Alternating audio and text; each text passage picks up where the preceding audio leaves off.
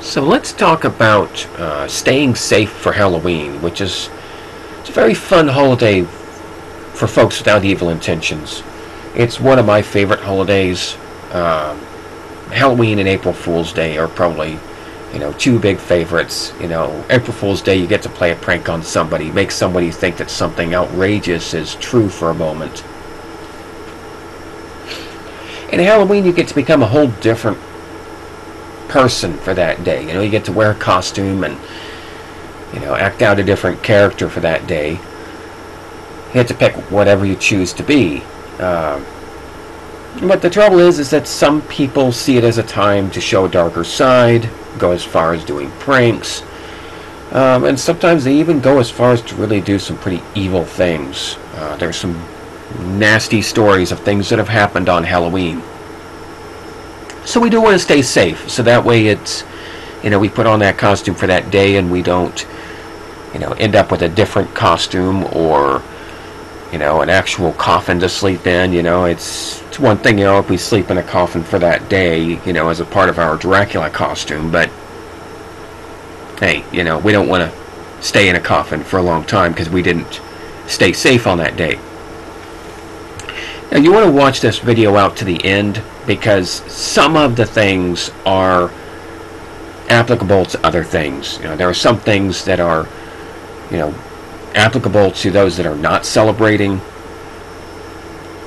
When we are talking about receiving trick-or-treaters, we'll talk about some of the things that will be good tips even if you're not celebrating. Some of the things when we go to talk about if you're going out to trick-or-treat will be good to think about if you are receiving trick-or-treaters. So yeah, if this is something of interest to you, I would just watch it all the way out to the end.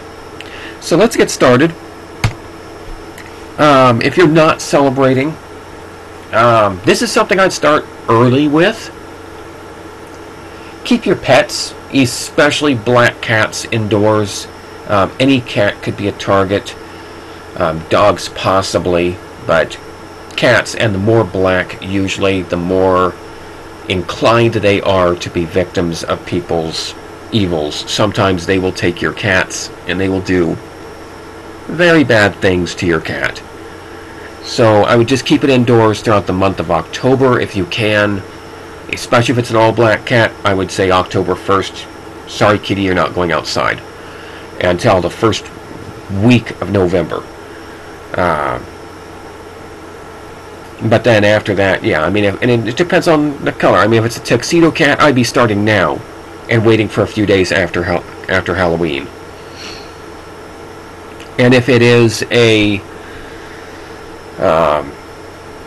if it's another color cat, at least a few days around. If it's a calico or some bright colored cat, I'd still give it, a good week before Halloween and a couple days after. Just keep it indoors. It's good to make sure that it doesn't get snagged up by somebody who would do something bad to a cat, because Halloween is a prime time for people to get cats, especially black cats. There's a lot of superstitions on that, and people will do things to them. If you're not really celebrating, it would be great to stay home if you can.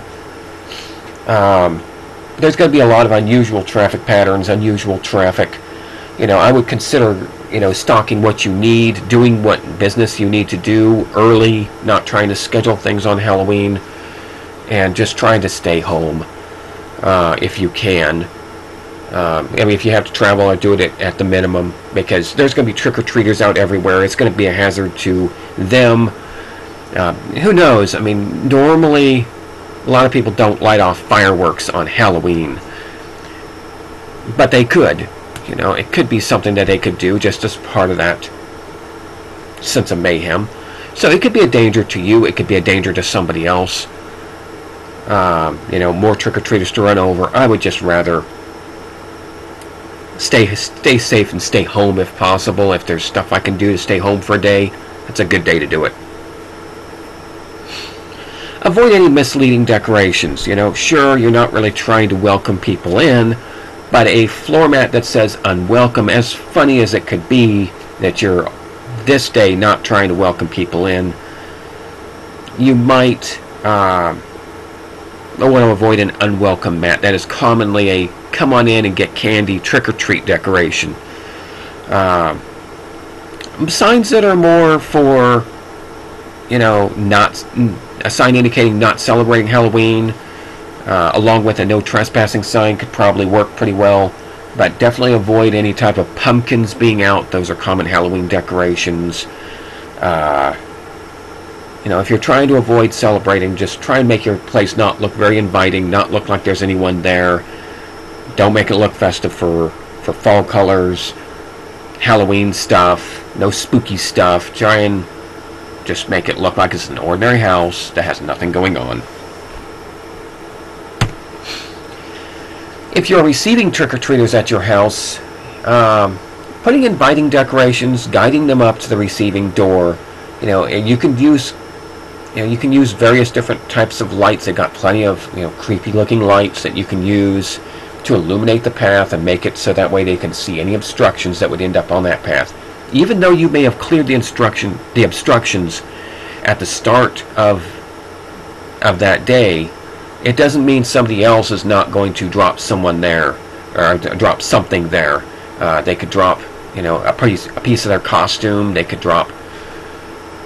It could even be a prank that they dropped something. They might come in and drop a brick and just see if someone trips. But they could drop. A lot of times kids will lose things. If you're a parent, you probably know. Your kids don't keep track of things very well. And they could lose a piece of their costume, and that could get tangled up in the next person's feet, and now you have a tripping hazard. So it's great to illuminate the path, make it clear what the path is. And that path, if you're creating that path up to the door that you want people to come up to, it can take the focus away from other doors that you don't really want people coming up to might not even be noticed, and they will be drawn more up to the doors that you want them to come up to. It will be safer for them. You also won't be getting visitors at doors that you don't want them at. Hopefully they won't be coming around to the back of the property. They will be enticed by your inviting decorations, and clear path out of all your doors. You want to make sure don't put too much in the way of an inviting decoration up to any other door. You just want them to look ordinary, so that way when they are in the background of this nice path, it takes the focus away from those doors, and that focus is easily taken away because they don't have good decorations at those other doors. And you want to have a clear path out of all your doors. Emergencies can happen during Halloween, and they're more inclined to. You're going to have more people coming up to your door. Maybe they will have, maybe they'll be carrying a fancy candle-lit trick-or-treat bin, and maybe they will drop it. And that could set fire to your trick-or-treat receiving door, which means you're going to want to make sure your back door, you have a clear path out of there. And keep your emergency gear ready and handy, your first aid kit, all that stuff, People will probably get some type of bumps or scrapes that day. Your neighbor's barbed wire fence that he didn't illuminate it as well as you did yours, hopefully. But there is a chance, if somebody gets cut up out there, that would be great if you had, some first aid supplies for them. They might be much more interested in that than any type of candy what you have. So, yeah. Emergency gear ready and handy would be good. And if you got video surveillance, I would go ahead and activate it. It's good to be able to see what's coming up to your door in advance. That can be an extra advantage to you. You can, spot something that might be more out of place than normal on a visit, And then also, it could be a great investigative tool on anything that happens that maybe it does not directly involve you. Maybe it is something where, something happened to you, somebody did something to you. It'd be good to have that video surveillance. It'd be more likely to happen on Halloween than other days because there's a lot of things they can use to cover it. It's reasonable to be out wearing masks that day.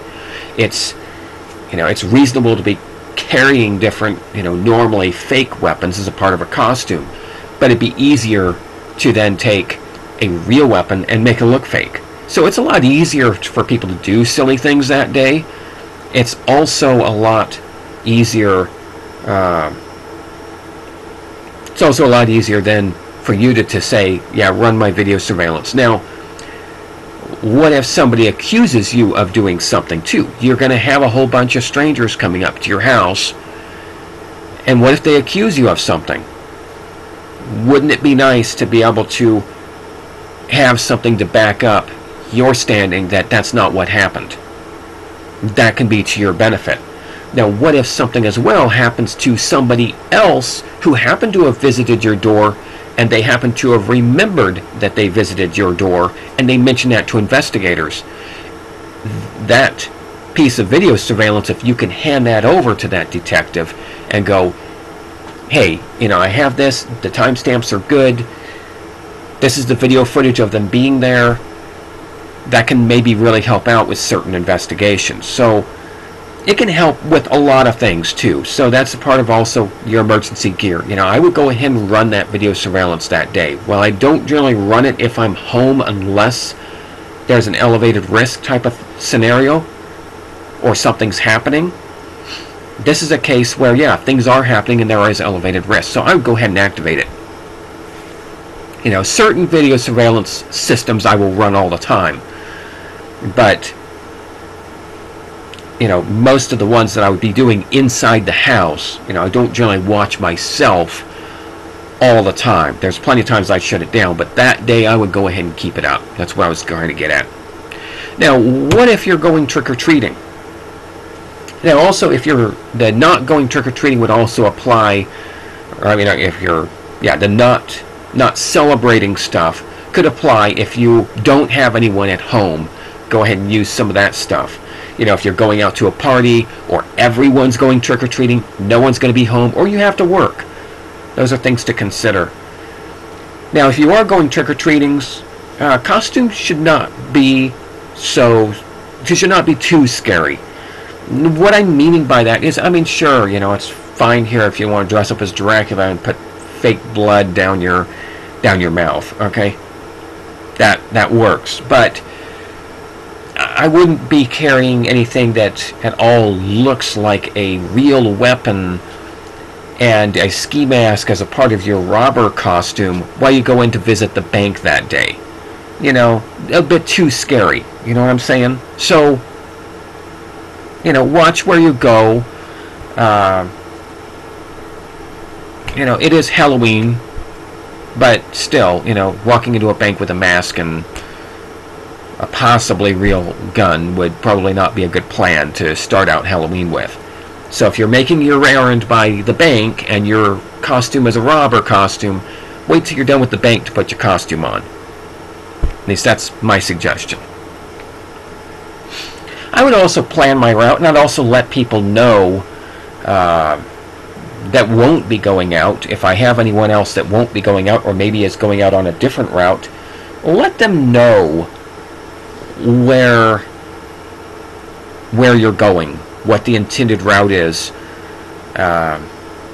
Plan that, know the houses on that route as much as you can, know the route. It wouldn't hurt to go and make a pass during the day and the night prior to Halloween for that route. Kind of get an idea of it, know what it looks like, plan it out. And watch where you go. There are some spots that you maybe don't exactly want your kids wandering in and trick-or-treating at. Certain neighborhoods or something like that. Just things to consider. And this is also if you're giving out, if you're receiving trick-or-treaters, give out only wrapped candy as well. Giving out wrapped candy eliminates some room for accusations for things, and taking only wrapped candy provides a level of safety. If you are planning on doing any receiving any trick-or-treaters, I would just go ahead and take one of those pieces of candy, try it out, see how it tastes, but before you do, unwrap it, and then try and rewrap it the same way that that factory wrapped it. Chances are you're not going to get it the same way. It will be obvious it was rewrapped. That's something to really consider.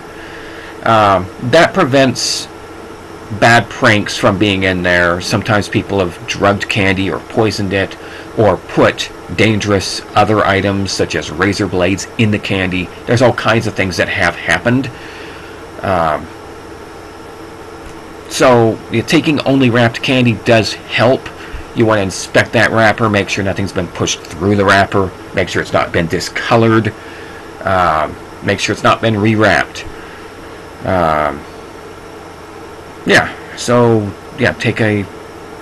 Take a look at it. Make sure your kids show you all their candy before they eat it. They should not be eating anything before you see it and inspect it, especially if it's from somebody that you don't know that well.